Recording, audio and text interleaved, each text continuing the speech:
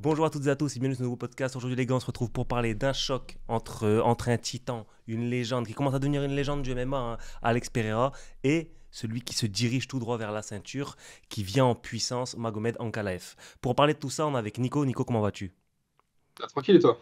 Ça va très bien et ça va aller encore mieux après le générique. Look, to the man, no big man like me, no need for telephone hype. I got too much getting online. One rule, then I'm on side. Voilà, de retour pour parler de ce combat qui passionne. Franchement, moi, ce combat, il me passionne et j'ai vraiment hâte de voir ça parce qu'on en parlera plus tard dans la vidéo. On verra pourquoi ce combat est intéressant. On développera plus en détail, etc. Mais vraie opposition de style. Vraiment très succinctement, vraie opposition de style. Il y a beaucoup d'interrogations et on va tenter d'y répondre dans cette vidéo et à travers plusieurs grands volets. Et si on peut commencer par le premier volet, ce sera le rappel du palmarès. Donc on va rappeler un peu le palmarès de chacun. On connaît bien Alex Pereira. Alex Pereira en 12-2. Alex Pereira, il a qu'une seule défaite au tout début de sa carrière, son premier combat de MMA, je pense, et une défaite contre Israel Adesanya. Donc en MMA, ça reste quand même un très très gros client. Il y en a beaucoup qui peuvent dire oui, mais c'est pas un combattant de MMA, c'est un combattant de kickboxing. Force est de constater qu'il a bien fait sa transition. Il a KOté des gros noms, hein. Là, il est sur une série de malades. Donc pour moi, sa vraie série, elle démarre à partir de Sean Strickland, parce que quand on voit ce que Sean Strickland est devenu par la suite, il a mis KO Sean Strickland au premier round. C'est exceptionnel, c'est rarissime. Il a mis KO Adesanya.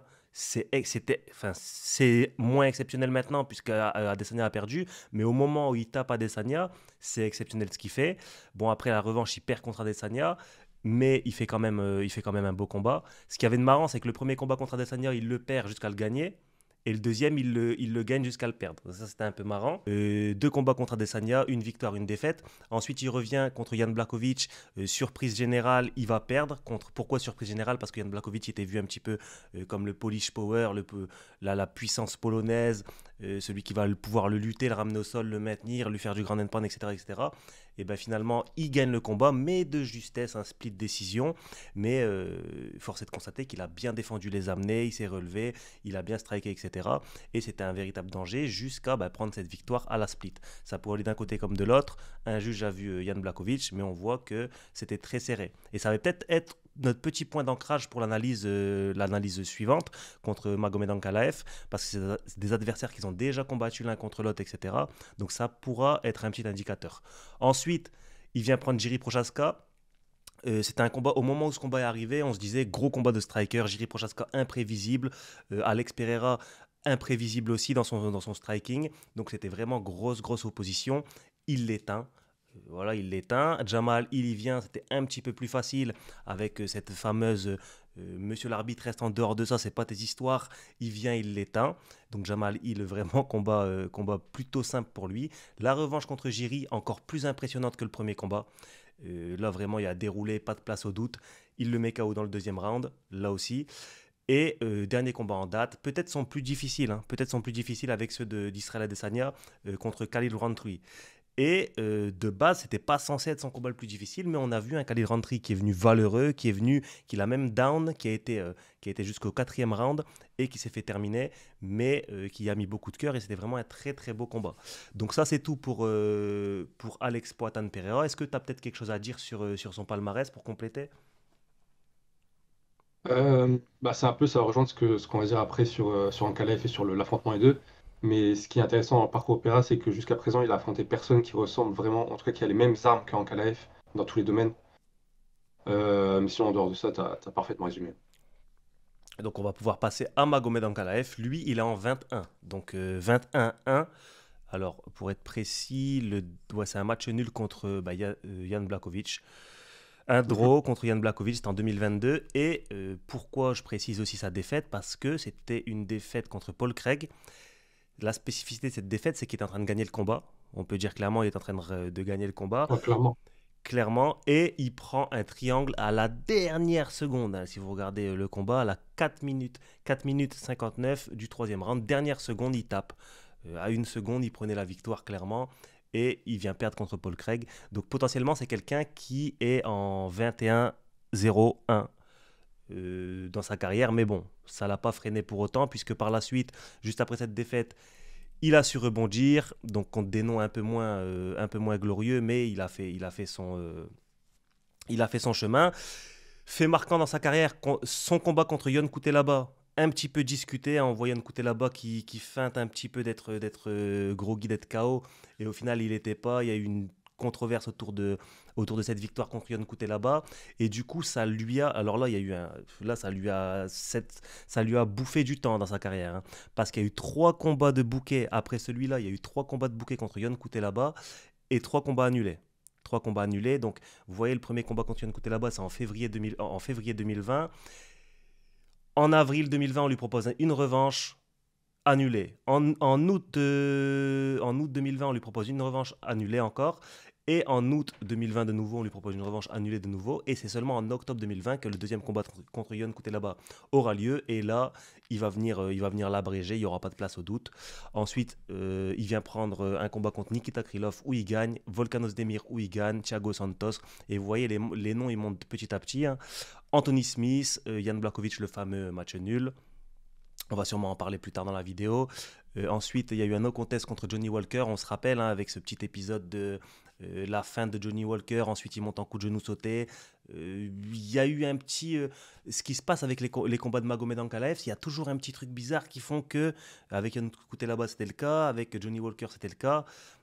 C'est triste pour lui, mais là voilà, un no contest. Ensuite, la revanche contre Johnny Walker. Ce qui est bien, c'est qu'à chaque fois qu'il prend une revanche, il la gagne.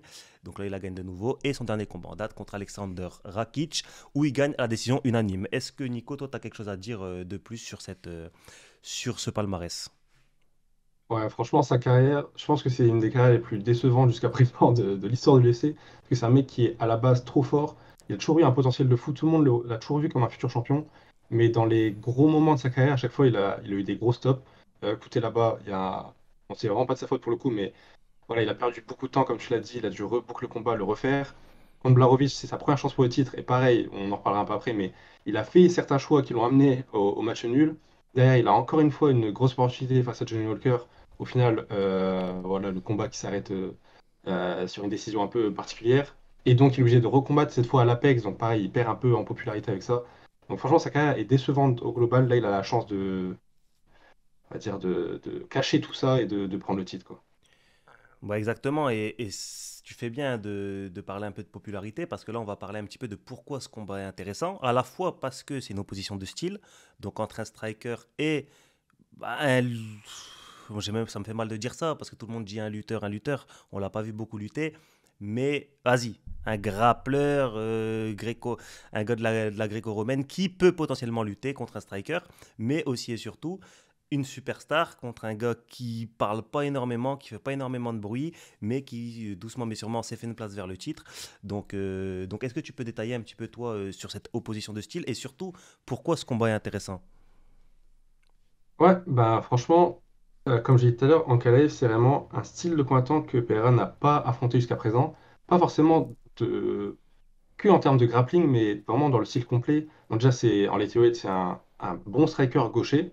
Bon, évidemment, là, depuis, Pereira, il a affronté Jamal Hill et Rountree, qui tous les deux combattent en gaucher. On a vu que Rountree a Après, il y réussi à avait lui... Adesanya aussi, il y avait un... Adesanya combattant en gaucher, oui, il faisait les deux, on va dire, mais il combattait majoritairement en gaucher. En tout cas, les combattants gauchers le gênent pas mal, et en light heavyweight, euh, on a vu sur un Rountree, on avait vu avant ça avec Adesanya que les gauchers peuvent lui poser problème, et c'était déjà le cas un peu en kickboxing. À côté de ça, en KLF, il a aussi un niveau en lutte qu'on a déjà vu, qu'on voit par moment, qui est très bon et qui pourrait permettre d'amener Pereira au sol potentiellement, que ce soit en clinch contre la cage ou au centre de la cage, et qui pourrait lui permettre de garder aussi Pereira au sol. Et pareil, c'est quelque chose qu'on n'a pas encore vu avec Alex Pereira. Blachowicz a tenté de le faire, il a réussi à l'amener au sol, il a réussi à le garder un petit peu au sol, mais il n'a pas réussi à le faire suffisamment pour gagner concrètement et clairement les rounds. En KLF, on a vu justement contre Blachowicz, donc un adversaire en commun, que quand il le voulait vraiment, il était capable d'amener au sol, de garder au sol et de faire des dégâts aussi au sol, en tout cas de gagner clairement les rounds une fois qu'il l'a amené au sol. Donc c'est surtout pour ça que le match-up est vraiment intéressant. En KLF, il est capable de faire à peu près tout.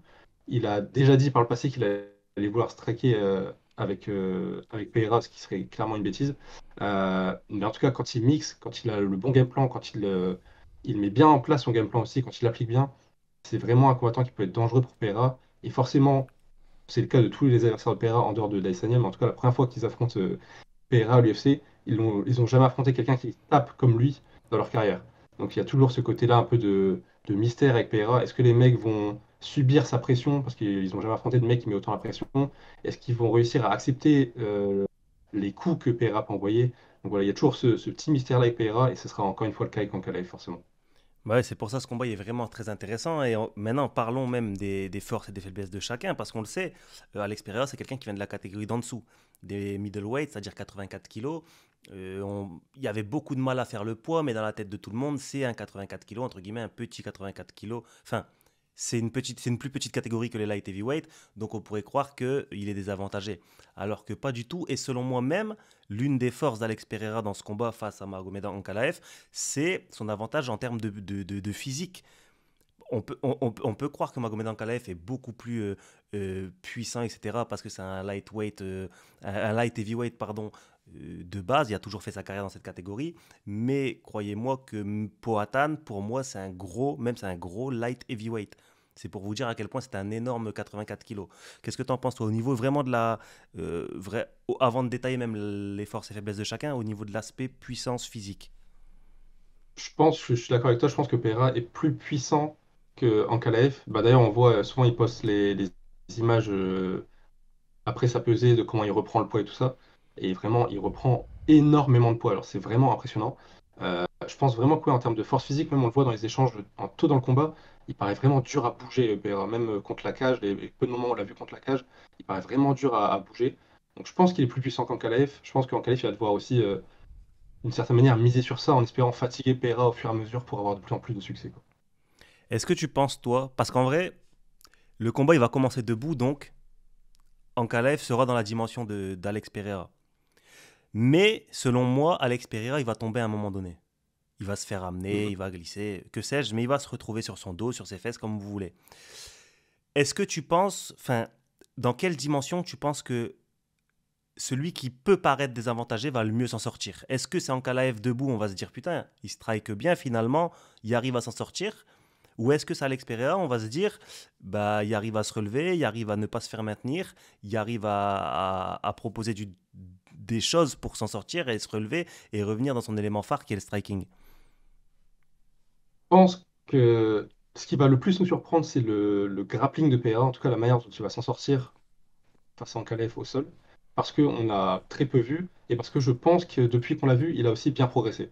Je pense que depuis le premier combat contre Blachowicz, notamment, et le début de combat face à Prohaska aussi, je pense qu'il a bien progressé sur ça.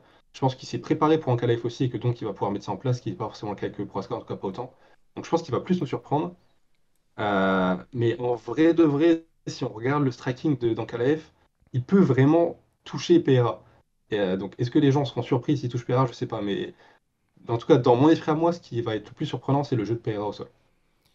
Ouais, mais parce qu'il faut le rappeler aussi, hein, tu parles de sa préparation, il faut rappeler à la fois que ça fait pas mal de temps que tout le monde dit oui, tu évites Ankalaev, tu évites Ankalaev. Donc dans sa tête, ça doit un peu trotter. Tu rajoutes à ça le fait qu'il s'entraîne avec des gars comme Glover Teixeira, et même des gars de son club, etc. C'est très professionnel. Donc selon moi, il s'entraîne, il s'entraîne, il s'entraîne sur cet aspect. Même si tu peux t'entraîner autant que tu veux, tu vas pas rattraper le niveau d'un gars qui fait ça depuis longtemps. Et même si, désolé de dire encore une fois, même si, bah, Ankalaev, en combat, force est de constater qu'il n'utilise pas forcément sa lutte. Donc peut-être que oui, il fait de la lutte depuis qu'il est petit, il vient de telle région du monde ou telle région du monde, mais si en combat, en situation réelle, t'as pas ce réflexe de lutter, que ce soit de la lutte en enchaînement, que ce soit de la power wrestling, si t'as pas ce réflexe de mettre ça en place, bah, ça va peut-être pas sortir le jour J, même si je pense que c'est pour moi le meilleur chemin pour lui à adopter. Ouais, clairement. Mais c'est, je pense, son plus gros défaut. On voulait faire justement force et faiblesse. Je pense que la plus grosse faiblesse d'Ankalaev, c'est son intelligence de combat. On appelle ça fight IQ souvent.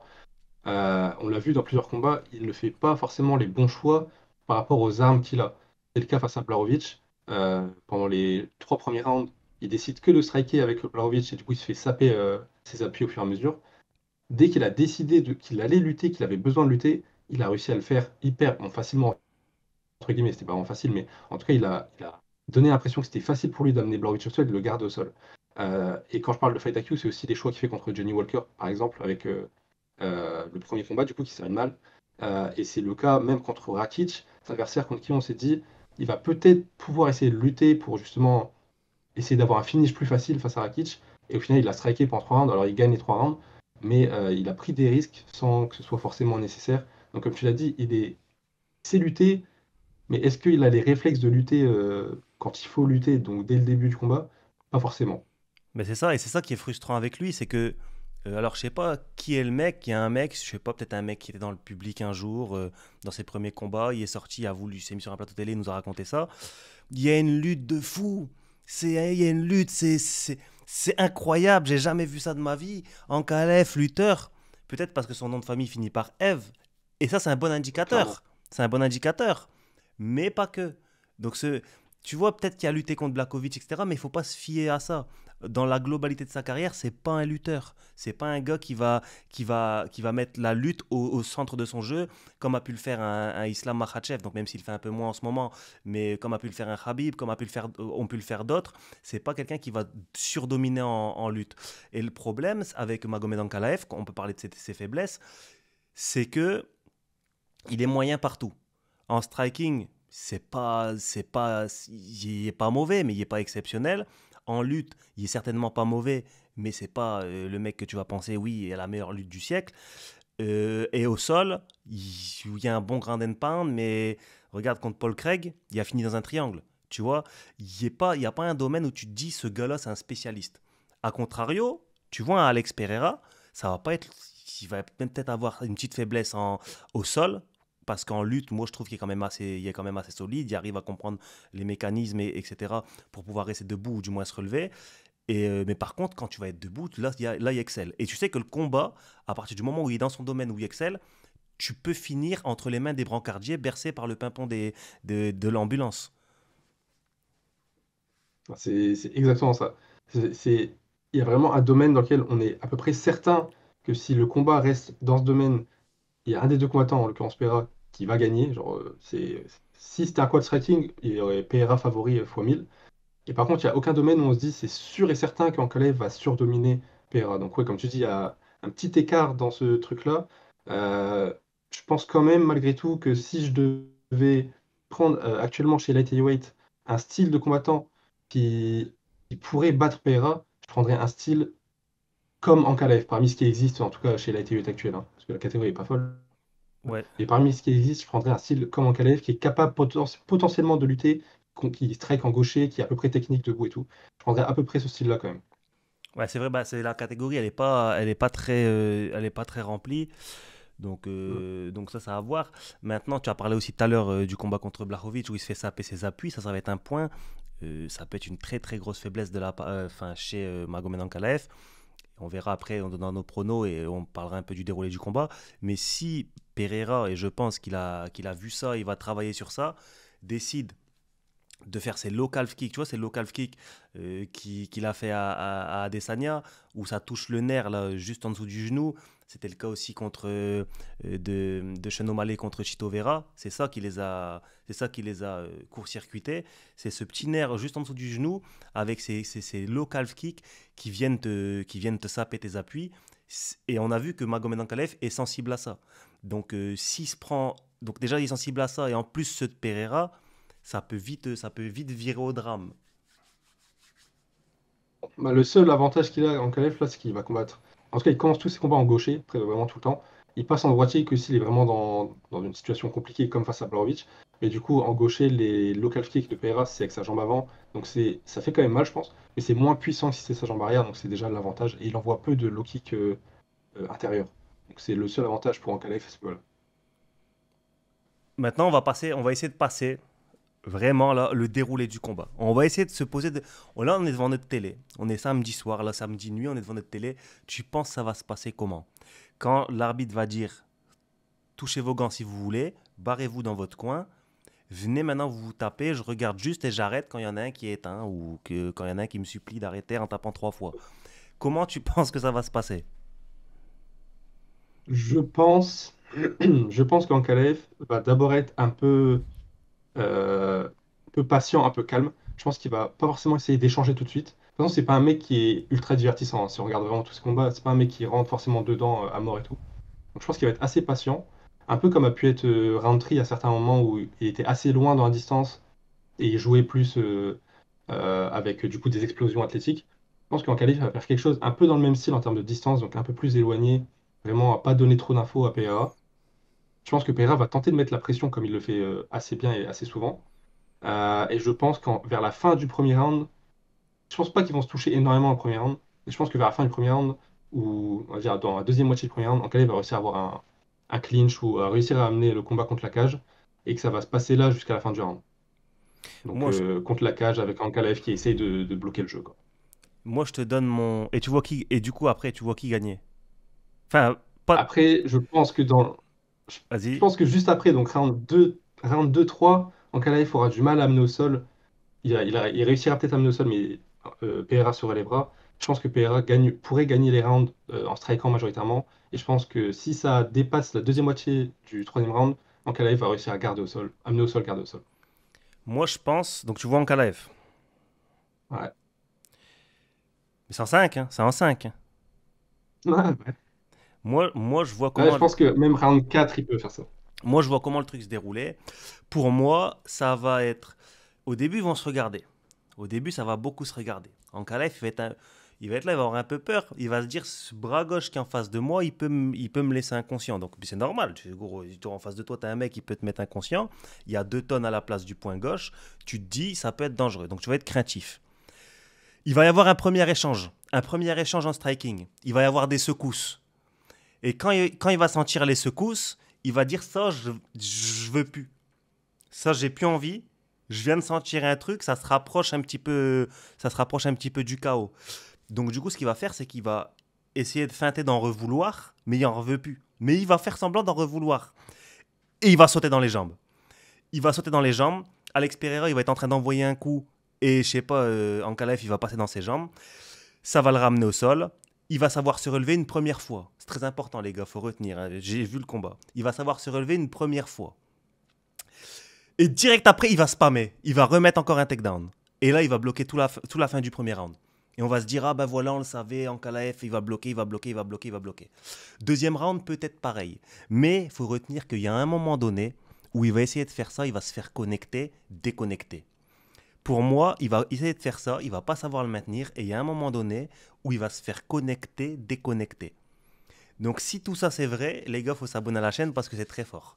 C'est très très fort. Et moi, pour Est-ce que moi... tu dis que genre, Ouais, est-ce dis-moi. que tu dis que genre il descend sur un takedown et se prend un uppercut et dodo ou c'est genre debout juste il a pas le temps de descendre? Non, ça va être dû à force de spammer et t'es face à un tronc d'arbre, tu vas être un peu fatigué, tu vas un peu baisser en vigilance, tu vas te dire ouais j'ai réussi à le ramener, je vais t'empoigner un petit peu et à un moment donné tu vas te reprendre une secousse et cette secousse elle va te connecter, te déconnecter.